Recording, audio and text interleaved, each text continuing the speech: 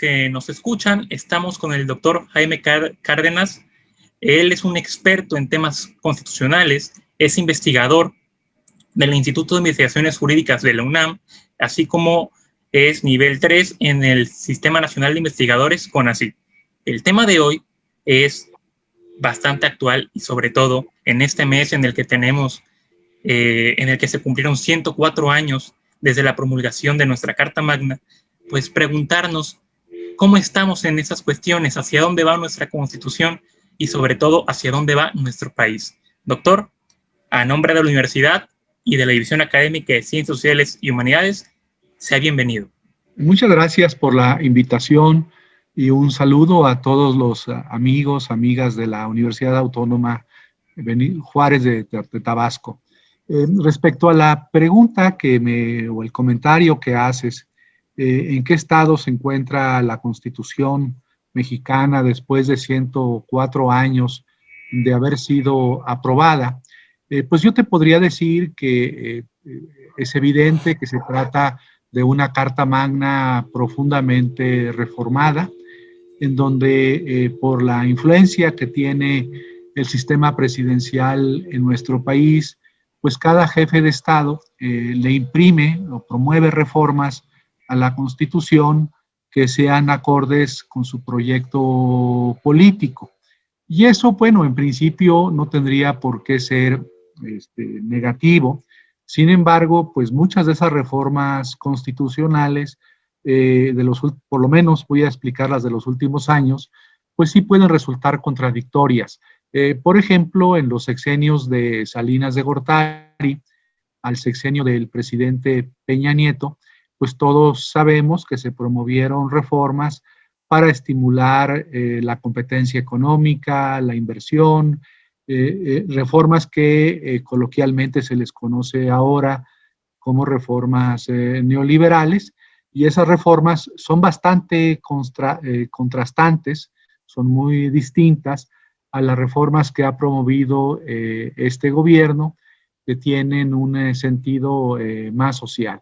Entonces, lo primero que debo decirte es que se trata de un texto, el de 1917, profundamente reformado, más de 700 reformas, casi todos los artículos de la Constitución han sido modificados, salvo algunos cuantos que no han recibido atención por parte del constituyente permanente.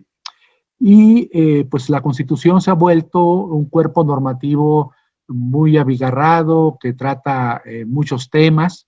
Las constituciones clásicas atendían solamente el asunto relacionado con los derechos humanos y con la división del poder. Nuestra Constitución hoy en día aborda muchos temas. Aborda, por ejemplo, temas económicos, temas de desarrollo, temas de planeación económica, temas vinculados a la energía, temas relacionados con la publicidad gubernamental, con las compras gubernamentales. En fin, nuestra Constitución es bastante compleja y no tiene ya relación con aquella exposición clásica que decía que la Constitución tiene solamente dos partes: los derechos, la parte de los derechos, y la parte orgánica o de división del poder. Nuestra Constitución, como sabes, pues tiene más elementos. Por ejemplo, en materia de división de poder, pues desde los años 90 del siglo pasado se han constituido órganos constitucionales autónomos, que son órganos que son independientes, son ajenos a los tres poderes clásicos. Entonces, hasta en la parte orgánica, la Constitución tiene un diseño totalmente distinto. Hoy en día, por ejemplo, cobran mucha importancia reformas en materia, además de las reformas sociales que ha promovido el gobierno, las reformas en materia de género. Hoy en día no podemos ver la Constitución pues como se veía antes, desde un punto de vista aparentemente neutral. Hoy en día la Constitución tiene que verse con una perspectiva de género, Jorge. Muy bien, doctor. Tocó un tema muy importante y que también quería ahondar, es México ha cambiado en un siglo, ha cambiado mucho. En general, todo el mundo ha cambiado. Podemos decir que aún se guardan ideales del constituyente de 1917. ¿Aún podemos asegurar que tenemos ideales en nuestra Carta Magna o se perdieron? No, yo creo que sí, mira, los principios, lo que llamas tú ideales, que son los principios constitucionales o valores, ahí están presentes. Tú sabes que la Constitución del 17 fue una constitución producto de la Revolución Mexicana, en donde los elementos o principios sociales eran los más importantes. Yo creo que en México sigue habiendo muchos elementos sociales o principios sociales y seguirán teniendo estos principios sociales una gran importancia constitucional, social y política en México, mientras nuestra sociedad no tenga, o los integrantes de la sociedad, no vivamos en un equilibrio aproximado de oportunidades entre todos nosotros. Es decir, mientras siga habiendo grandes desigualdades sociales, niveles muy altos de pobreza, esos ideales sociales o principios sociales, que en materia de derechos se llaman derechos económicos, sociales, culturales y ambientales, pues están ahí presentes: el derecho a la educación, el derecho al trabajo, el derecho a la salud, el derecho a la propiedad de la tierra. Entonces, sí, esa parte de la Constitución requiere ser consolidada, desarrollada, ampliada, porque sigue siendo un pendiente en México el tema de la igualdad, ¿no? Entonces, esos ideales, esos principios están presentes, pero esos principios ahora se han confundido o mezclado con otros, como los principios de género de los que te hablaba, que fueron producto de una reforma muy importante del 2019 en materia de género, en donde, bueno, eso cambiará, yo creo, en los próximos años el mapa político e institucional de nuestro país.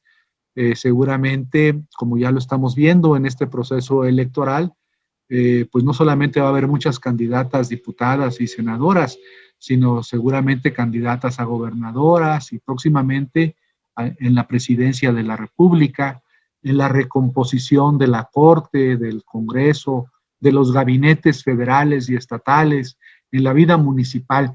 Entonces, la Constitución mexicana, como cualquier constitución, es una constitución viva o viviente. Es viva porque en México se actualiza mediante estas reformas, pero también otro elemento muy importante del cambio constitucional es la interpretación constitucional, lo que se llama la mutación constitucional. Es decir, cómo la Corte le da, mediante la interpretación de la Constitución, pues coloca énfasis en donde antes no prestábamos mucha atención, hoy los coloca, hoy los expresa. Entonces, también la Constitución tenemos que verla, por un lado, a partir de las reformas que aprueba el constituyente permanente, pero también con los cambios o a partir de los cambios que se generan o que se producen con motivo de la interpretación y la argumentación constitucional. Habló usted de los cambios, doctor. Es obvio que, pues, como sociedad cambiamos, evolucionamos. Y ahora me gustaría preguntar, ¿cuál es el siguiente paso a su punto de vista? ¿Cuál es el siguiente paso de nuestra constitución, de nuestra sociedad, de nuestro país? ¿Una nueva constitución? ¿Más reformas? Mira, sí, mira, lo importante es, yo creo que son varios temas, ¿no? Lo que ha faltado en México históricamente, desde que nos formamos como nación independiente, ha sido el cumplimiento de las normas, el cumplimiento de la ley, el cumplimiento de la Constitución. Entonces, por un lado, hay que esforzarnos mucho para que el orden jurídico en México, comenzando por el orden constitucional, se materialice en los hechos, sea efectivo, se normativice, es decir, la norma se convierta en realidad. Entonces, ahí tenemos una tarea pendiente. ¿Cómo logramos que las normas legales, y en este caso las constitucionales, sean efectivamente cumplidas, tanto por las autoridades como por los ciudadanos? Por otro lado, si pensamos en reformas a la Constitución, siempre debemos pensar en reformas que tengan un carácter democrático, es decir, reformas para incrementar el pluralismo político, social en México, para controlar al poder federal, también a los poderes fácticos, obviamente, los poderes como el de los empresarios o de los medios. Entonces deben ser reformas orientadas a la democratización, al control del poder y a la maximización de los derechos humanos. Y desde luego, la interpretación constitucional debe ir en ese sentido. Como sabes, desde la reforma en materia de derechos humanos, publicada el 10 de junio de 2011, pues los tratados tienen ahora una jerarquía superior en México, los tratados sobre derechos humanos. Entonces, esto obliga a que en la interpretación constitucional las autoridades, principalmente los tribunales, atiendan esos tratados internacionales, las resoluciones de las cortes en materia de derechos humanos supranacionales, en fin. Entonces, ahí también hay una tarea importante, muy importante de ser realizada. Cómo lograr maximizar los derechos vía la interpretación constitucional y convencional, como se llama ahora, la interpretación de los tratados. Y en esos escenarios de cumplimiento de la Constitución, de reformas democráticas que controlen el poder, de maximización de derechos humanos, ya sea mediante reformas o mediante interpretación constitucional, también nos podemos preguntar sobre la posibilidad que tiene en México o las posibilidades que tenemos en México para elaborar una nueva constitución. Yo eso no lo descarto, pero la elaboración de una nueva constitución o la aprobación de una nueva constitución no solamente es un asunto teórico, es decir, de cómo pensemos algunos lo que debiera contener una constitución ideal, sino que es un asunto de hecho. Para que exista en México una nueva constitución, pues debe haber una correlación de fuerzas políticas y sociales y económicas que favorezca la creación de un nuevo texto. Entonces, mientras no haya un gran consenso en la sociedad, en la clase política, para crear una nueva constitución, para aprobarla, pues yo creo que esa posibilidad estará ahí, será un tema pendiente, pero no se concretará la nueva constitución hasta que exista ese gran consenso social y político en México. Sí, claro, estamos hablando futuro, tal vez cuando existe el consenso que menciona. Ahora bien, doctor, con la constitución que tenemos, ¿cómo nosotros como ciudadanos podemos ejercer nuestros derechos humanos, una cultura de derechos humanos a través de la constitución? ¿Cuál es su opinión sobre esto? Pues mira, todos los días lo podemos hacer, para eso es tan importante o por eso es tan importante el tema de la interpretación constitucional. Todas las autoridades, desde un agente de tránsito, el más modesto del país, las autoridades municipales, las autoridades estatales, de todos los poderes, las autoridades federales, obviamente, y no solamente los tribunales, están obligadas a interpretar las leyes, los reglamentos, las disposiciones administrativas desde una visión constitucional. Entonces, si queremos reforzar o garantizar en mayor medida los derechos humanos y los principios democráticos, una forma de conseguirlo, de lograrlo, es a través de la interpretación constitucional. Para que cualquier autoridad, cuando vaya a aplicar el reglamento que le corresponde por competencia aplicar, haga una interpretación de ese reglamento desde una visión constitucional y convencional. Entonces, la manera de lograr ese cumplimiento de la Constitución, la manera de obtener eficacia o efectividad en el cumplimiento de la Constitución es a través de estas vías, ¿no? De vías que tienen que ver con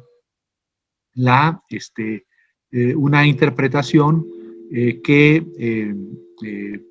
vea en la ley, no de manera aislada, o en el reglamento, ver el reglamento de manera aislado, sino entender esa ley y ese reglamento con los ojos de la Constitución y de los tratados.